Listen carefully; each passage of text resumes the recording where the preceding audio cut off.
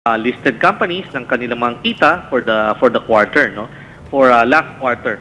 So karamihan na ito ay magagandang resulta, kaya naman lumalakas ang merkado. Okay, pero meron mga iba-ibang mga kaganapan din, no? When you talk about the oil prices, medyo tumataas na naman. At gayon din itong kuryente nagbabadyang tumaas na naman this month. Mararamdaman yan this month. So ano ang meron bang reaction diyan mula sa merkado? Well, Miguel, during the past 6 months naman, ganyan rin ang galaw, no? Taas baba ang kuryente, ang langis, no? Pero alam rin naman natin kung hanggang saan ang pwedeng pagtaas niyan, no? So ang merkado ay handa dyan, ang companies ay tingin natin na mas handa dyan, no? Natutunan tayo dun during the past crisis, no? So most companies are really much more prepared. Okay. Yes. Good morning, Astro. Hi, Nika. Good morning. Yes, sinabi din ng Global Source Partners na in-adjust nila yung kanilang economic forecast para sa ating bansa to 5.5% dahil nga dito sa magandang perceived trustworthy leader katulad nga ni Pangulong Noynoy Aquino.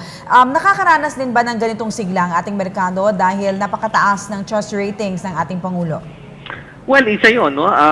Natutuwa tayo na sana mabuhat ang politika given the high trust rating of the President, no?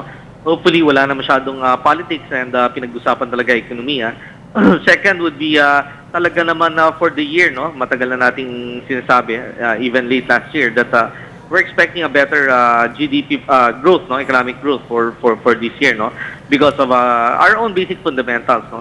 Pero definitely, mas nakakatulong kung mataas ang kumpiyansa ng presidente, no? Lalo na sa business. Astro, pinangako rin ng ating Pangulo kahapon sa mga ambasador ng Association of Southeast Asian Nations na magkakaroon tayo ng isang klima dito sa ating bansa kung saan meron tayong predictable and consistent place for investments. Anong magandang maidudulot nito sa ating mga investor na potensyal na investor at mga kasalukuyang nag-i-invest na? Oo. Well, napakahalaga yun, no? Ayaw kasi natin na ang experience kasi natin, yung mga nakaraan, ay meron talagang mga panukala na suddenly nagbabago, no? Na nakaka-apekto sa business model ng isang investor. Tandaan natin yung isang local or even foreign investor, no? Ina-analyze sila kung ina-assess nila kung anong risk ang pwede nilang entail bago sila mag-invest, no? So may mga cost inputs dito. Pag nabago yan, nabago yung batas o nabago yung mga panukala habang andito sila, ito ay nakaka-apekto sa kita nila, no? So mas maganda talaga kung mas klaro, mas may direction talaga yung mga sinasabing investment climate, no, na ibibigay ng bagong administrasyon. Yes, and Astro, speaking of investors, merong ilang Malaysian billionaires katuwang ni Mr. Ramon Ang na interesadong bilhin nga itong PAGCOR sa tunog ng $10 billion. Bilang isang investment analyst, is this a good investment on their part? Honestly, Nika, hindi namin nakikita pa yung financial statements ng PAGCOR, no? Hindi pa namin na-assess per se. So hindi natin masabi kung ano talagang totoong value nung institusyon, no? But somehow, siguro, given that mas transparent ang gobyerno ngayon, makita natin, no? And I'm sure they will consult yung mga bankers, no?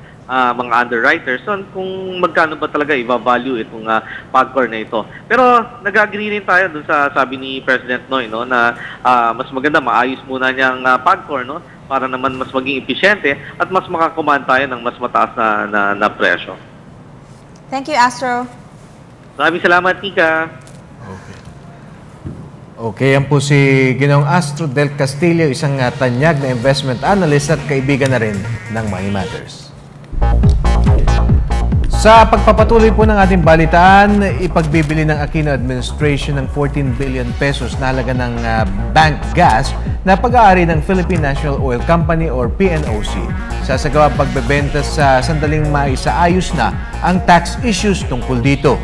Bumili ang PNOC ng 108.6 petajoules ng bank gas mula sa 1,200 megawatt Ilihan natural gas power plant noong nakaraang taon mula sa Department of Energy sa halagang 14 billion pesos. Ang bank gas ay maaaring makapagbigay ng 250 hanggang 300 megawatts ng elektrisidad. Mahigpit na makikipagtulungan ng Federation of Philippine Industry sa Bureau of Customs sa implementasyon ng bagong sistema na naglalayong maalis ang smuggling sa bansa. Nagpulong ang FPI officials at ang mga miyembro kamakailan kasama si Customs Commissioner Lito Alvarez. Sa pulong, sumumpa sila para sa maayos na pakikipagtulungan sa pamunuan ng Customs. Sinabi ni FPI President Jesus Aranza sa mga mamamahayag na kontento sila sa sinseridad ng bagong Customs Commissioner kung kaya't makikipagtulungan dito ng gusto. Samantala, tiwala ang Insular Life na makukuha nitong income target para sa 2010. Ginawa ng pangunahing insurance company sa bansa ang pagtaya matapos na malampasan ng bagong business premiums ang 1 billion peso mark. Target ng Insular Life para sa taong 2010 na makuha ang 2.2 to 2.3 billion pesos net income. Nang nakaraang taon naman, 2.1 billion pesos ang naitalang income ng life insurance company. Lumakas ang benta ng mga sasakyan sa unang 7 buwan ng kasalukuyang taon. Batay sa tala ng Chamber of Automotive Manufacturers of the Philippines Incorporated, umakyat ang benta ng 37.2% o 98,119 units mula Enero hanggang Hulyo. Di hamak na mas mataas ito sa 71,506 units na naibenta ng nakaraang taon. Ayon sa grupo, ang record sales sa loob ng 7 buwan ay dahil sa malakas na economic growth. Samantala, hindi na ibebenta ng Aquino administration ng 10% stake sa Malampaya Gas to Power Project. Hawak ang proyekto ng Philippine National Oil Company. Sinabi ni Energy Secretary Jose Rene Almendras na pinasya na huwag nang ibenta ang Malampaya at sa halip ang ibang PNOC subsidiaries na lamang ang iaalok sa pribadong sektor. Isa sa pinag-aaralan ng gobyerno na isa pribado ay ang PNOC Shipping and Transport Corporation. Isa sa dahilan ng pagbabago ng desisyon ng pamahalaan na huwag ipagbili ang Malampaya ay dahil magandang upside value nito. Nais buhayin ng gobyerno ni Pangulong Noynoy Aquino ang interes sa pagbebenta ng 103-hectare property ng State-Owned Food Terminals Incorporated. Sinisikap sa ngayon ng administrasyon na muling ialok ang FTI sa mga malalaking property developers. Sinabi ni Finance John Philip Sevilla na umaasa ang gobyerno sa bagong investors' confidence at tiwala sa Aquino government sa muling pagbebenta ng FTI asset. Si Sevilla ang naatasan ng Finance Department para sa privatization effort ng FTI. Na po sa pagbabalik ng Money Matters.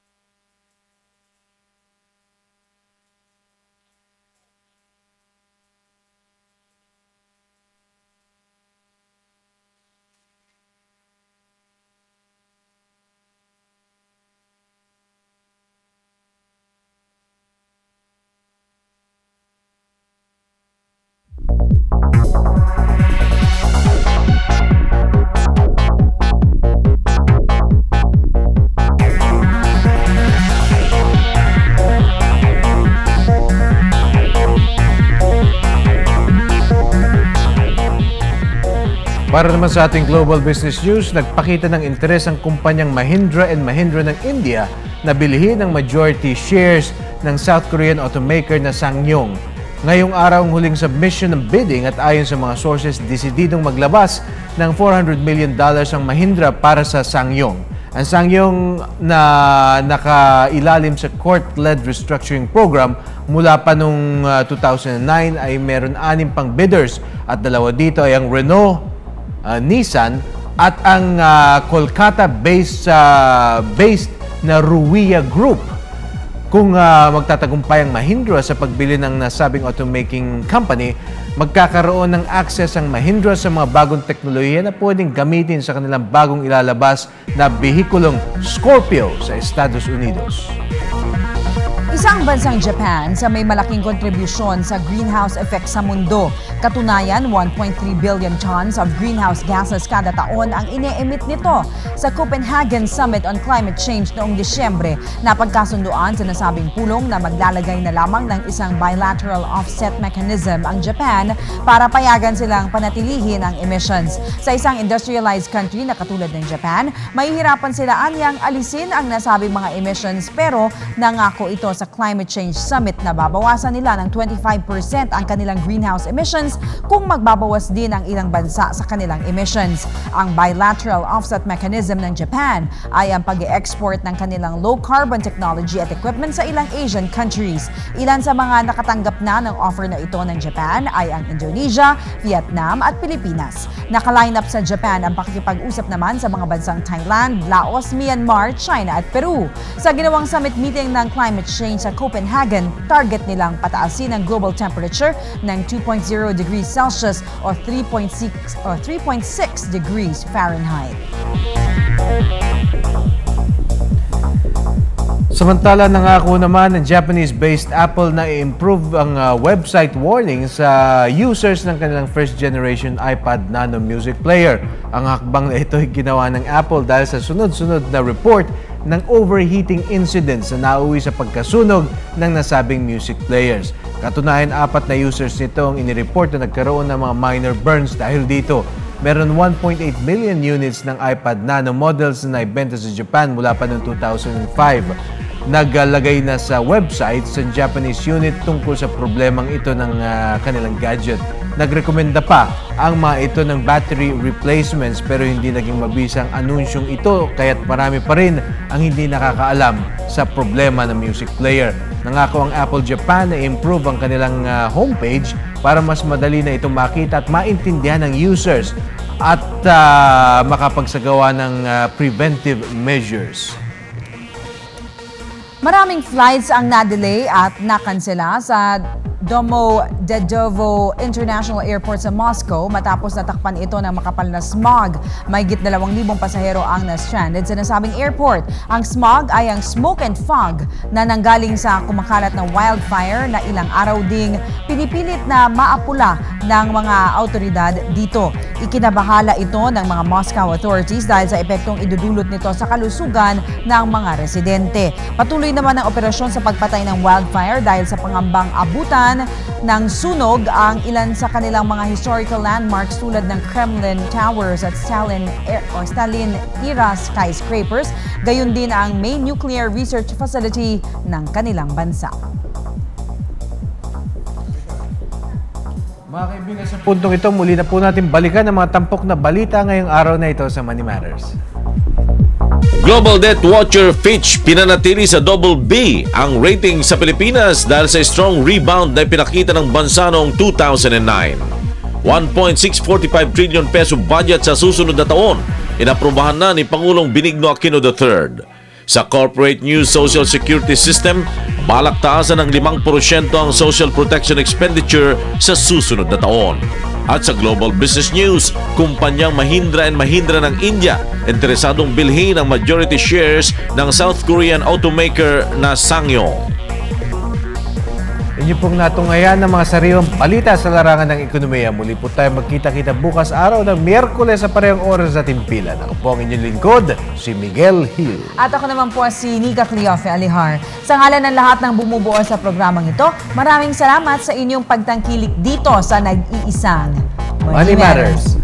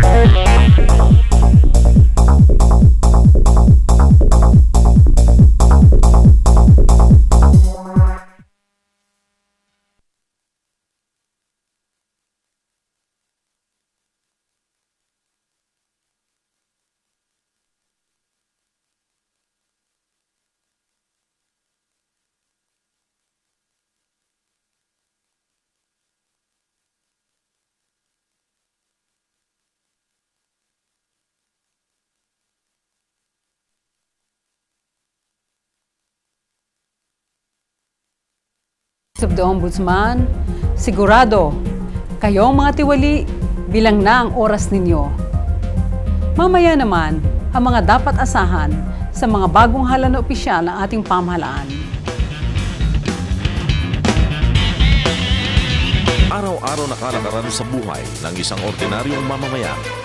Kaakibat nito ang iba't ibang uri ng transaksyon at pagdulog sa mga tanggapan ng gobyerno. Mula sa pag-profile ng tax hanggang sa pagkuha ng mahalagang dokumento at lisensya, mararanasan natin ang pumila at kung minsay nakakapagdulot pa ng kalituhan kung saan dapat magtungo at magbayad. Mag-apply ka ng registration mo ng sasakyan,